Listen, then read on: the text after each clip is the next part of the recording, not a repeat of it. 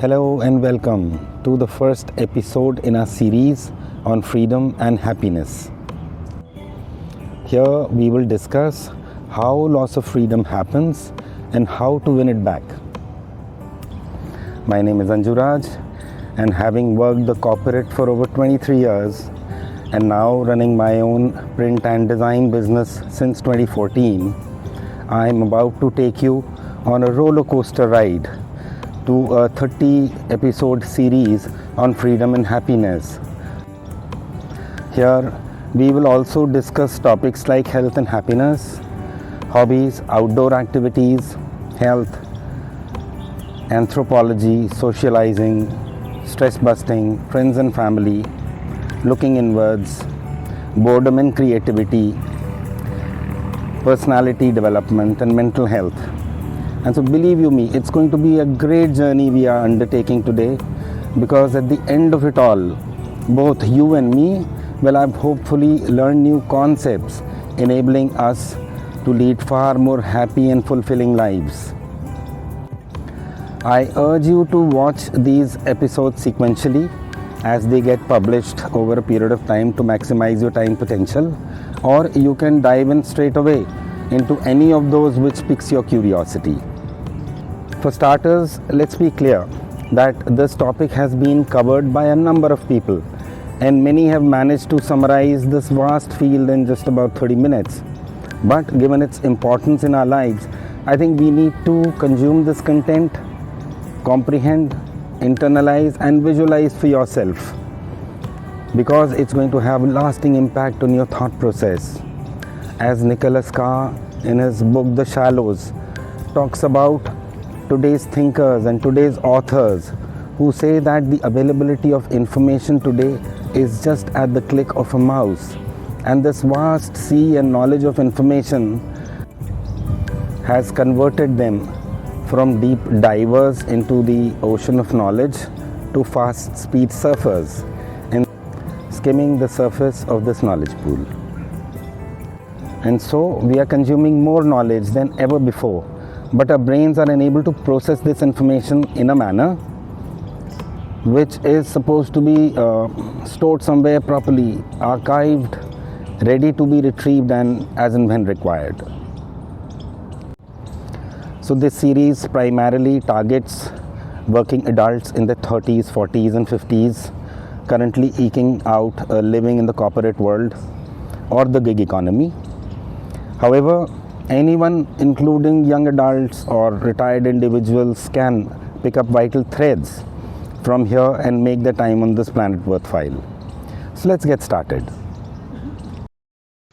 This might shock you a bit and make you uncomfortable for a few moments, but if we analyze ourselves and our behavior under all that sheen of that colored tie, the white shirt and the black jacket and shoes in which we find ourselves in modern times staring at, what we'll find is an animal who took a different path from all other primates and eventually became the modern man. As Yuval Noah Harari says in his book The Sapiens, the pace of development of our species over the last millennia has been unprecedented. However, we know now that the species evolution happens at a snail's pace compared to technological development. It took millions of years for us to lose our tail and arrive at the evolutionary stage of the Australopithecus, or the great apes as we commonly know them, and another million to branch out altogether with the orangutans and other primates to finally evolve as hominins. But it just takes a Samsung to come up with a new smartphone every 4 months. So evolution will never happen as quickly as you would like. Gene splicing techniques like CRISPR will form the topics of discussion later. So we should ask ourselves why, in spite of all the modern luxuries and amenities, we are still not happy. The hunter-gatherers had their feet wrapped in animal skin, but we have our Nike sneakers. They had animal fur on their bodies, and we have Zara jackets today. They had a freshly slaughtered woolly mammoth once in a while, and we have the finger-licking KFC zinger, ready for consumption whenever we feel like 24 hours a day. They had the tools and the spears, and we have our Kalashnikovs and the mighty and powerful hypersonic missiles and battle tanks, the F-35s and so on.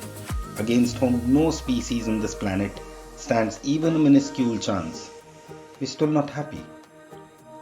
In fact, despite the power of technology and the mighty debit card which we have in our wallets, we are increasingly getting stressed out, feeling lonely despite all the modern means of communication available to us.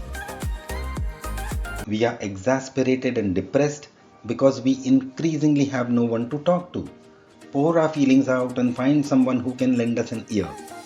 Parents are planning the next vacation, the kids are off to study, go skating, playing soccer, way too busy and engrossed in their own school college activities. Partner is busy with their targets, preparing their presentation, which needs to be showcased on this coming Monday review. Childhood friends too have become distanced and live in the company of their own spouses. They have their own challenges. New friendship in later stages often don't work out because these start as interest based and later fizzle out if one gets transferred to another location, gets a promotion, or changes the organization where they work.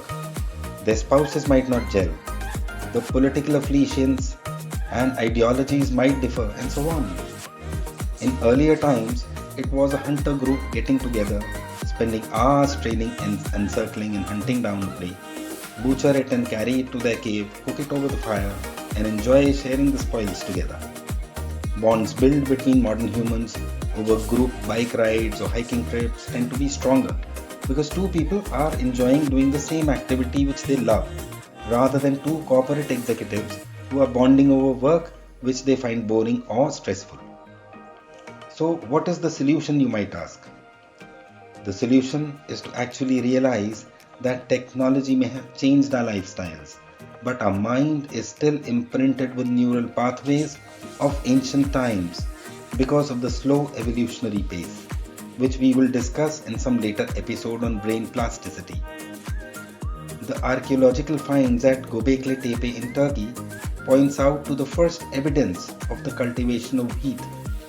The site dates back from 12,000 to 10,800 BC, showing our transformation from hunter-gatherers to agriculturists. Of course, there was this intervening period where pastoral and nomadic lives were getting converted to a more structured lifestyle, and the way around too for a few centuries. Then small villages appeared, communities formed, and classification of trade started to happen as well. The invention of potter's wheel clay pots were made to store food and grains. The cobbler, the blacksmith, and so many other professions came, and soon we got tied down to a routine. Very often, an alpha male would take control of the village and would start dictating the daily routines of the people to make economic progress. This authority tamed the man along with his bull to plow the fields and grow wheat, and he lost all his freedom. Villages grew into cities and cities into kingdoms eventually. Nutritional deficiencies started to happen because diets got restricted and we were reduced to eating staple food which was being cultivated.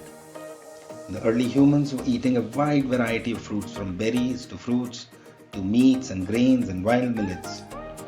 These deficiencies, including vitamins B12, D3 and minerals like magnesium and potassium, coupled with close proximity of humans along with their domesticated animals, gave rise to hygiene issue and subsequently the diseases that followed.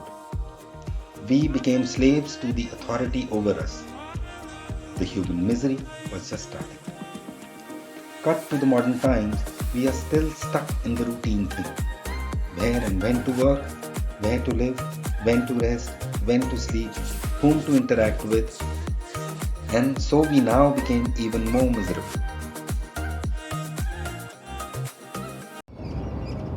So the important thing is for us to understand that happiness will come to us once we are free. So life in modern times, the job pressures from management, boss management, money issues, work-life balance, managing money and growing passive income, EMIs, credit cards, paying bills, kids' education, aging parents. Gosh, this is so much to deal with for us humans in such complex scenario. No wonder that old villager you saw at the side of the road smoking his pipe, tending to his herd, appeared to have a much calmer demeanour compared to the urban homo sapien. With the increasing power of computing, analysis, reasoning, logic, which AI promises to bring about in the coming decade or so, will eventually determine which way the development of the human species is headed. Are we doomed to keep fighting wars, polluting our planet to eventually make it uninhabitable, where the top 0.001% of the rich population eventually takes off for the space? Remember Steven Spielberg's Wall-E? What an astonishing thinker, leaving behind the vast multitude of humanity in a poisonous and toxic environment. Or can we all as a species come together to a realization that we are all one and we should evolve together in the new scenario where ideas like the Paris Accord, starting from the Kyoto Protocol to the COP26, starts to make more sense for humanity?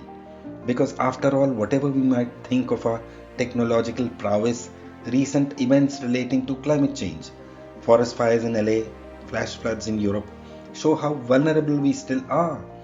And so it's not like only developing nations like India, Pakistan, Bangladesh, which struggle against coastal cyclones and soaring temperatures, but the developed world is equally powerful in such eventualities.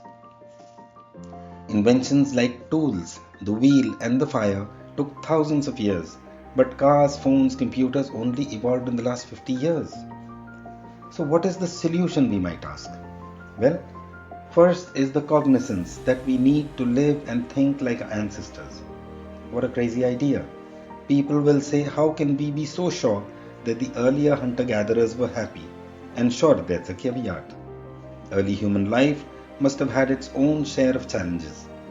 Limited medicine would have meant shorter lifespans, living conditions must have been harsh, insect bites, extreme heat and cold, sometimes shivering and sometimes sweating, sometimes hungry, but they all helped in our development, with modern scientists now propounding new theories on intermittent fasting and how extreme shocks like hot and cold showers help to grow new brain cells.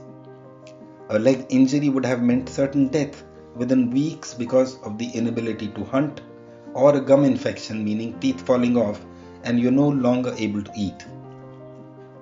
However, what's happening in modern times is an astonishing level of learning, reskilling, multitasking, coupled with thinking and worrying about your future and old age. Our brains, which have been developed to live in the here and now, are constantly feeling the stress of having to cope up with constant anxiety, and the brain helping release constant stream of cortisol into our system, making us vulnerable to heart attacks. Also, the continual doses of dopamine into our system every time we see or like a comment against our post makes us craving for more. And this constant need for validation from our peers and followers, resulting in social media anxiety. FOMO is another new age malaise where people are giving up on the time and precious resources to attend a concert, political rally, or a religious event. Feeling stressed, disconnected, or just blah. Modern life, with its constant demands and digital distractions, can leave us feeling far from happy. Could there be wisdom in looking back to our ancestral past for clues to a happier life? The hunter-gatherer lifestyle was characterized by a close connection to nature, physical activity, strong social bonds, and a deep understanding of their environment. They relied on their skills to hunt and gather food, ensuring their survival. Their daily routines were centered around meeting immediate needs, such as finding food and water and creating shelter. Unlike modern life, they had less processed food, more movement, stronger community ties, and a greater sense of belonging. They placed less emphasis on material possessions, focusing instead on the essentials for survival and the well-being of their community. Hunter-gatherers were constantly active. Translate this to modern life by incorporating regular exercise, not just in the gym, but also activities like hiking, walking in nature, dancing, or even active commuting. Their diet was based on whole, unprocessed foods. Focus on fresh fruits, vegetables, lean meats, and healthy fats. Minimize processed foods, sugary drinks, and excessive carbohydrates. Hunter-gatherers were deeply connected to their environment. Spend time outdoors, go for walks in parks, hike in nature, or simply sit under a tree. They lived in close-knit groups with strong social bonds. Prioritize face-to-face interactions, join local groups or clubs, and nurture your relationships. Their focus was on the present moment, on survival and immediate needs. Cultivate mindfulness through meditation, yoga, or simply paying attention to your senses in everyday activities. Exercise releases endorphins, which are natural mood lifters. It not only improves mood, but also reduces stress and anxiety. Regular physical activity can enhance overall mental health and boost self-esteem. A healthy diet provides essential nutrients for brain function and emotional well-being. Consuming a variety of fruits and vegetables can improve cognitive function and help maintain a balanced mood. Social connection strengthens the immune system and reduces feelings of loneliness. Engaging with friends and family can lead to a happier, more fulfilling life and provide emotional support. Spending time in nature lowers cortisol levels and promotes relaxation. Being outdoors can also improve concentration, reduce mental fatigue, and enhance overall well-being. Acknowledge the challenges of implementing these changes in a busy modern life. With the constant hustle and bustle, it can be difficult to find time for self-care and healthy habits. But it's crucial to prioritize these changes for long-term well-being. Offer practical tips. Schedule regular exercise like any other appointment. Whether it's a gym session, a run in the park, or a yoga class, make it a non-negotiable part of your routine. Prepare meals in advance to avoid unhealthy food choices. Spend a few hours each week planning and cooking nutritious meals so you always have healthy options ready. Schedule regular time for social activities and nature outings. Connecting with loved ones and spending time outdoors can significantly boost your mental and emotional health. Start small and gradually incorporate more changes. Begin with minor adjustments to your daily routine and slowly build up to more significant lifestyle changes. Consistency is key. By adopting certain aspects of the hunter-gatherer lifestyle, we can tap into our innate potential for happiness and well-being. Reconnect with your roots and rediscover a happier you.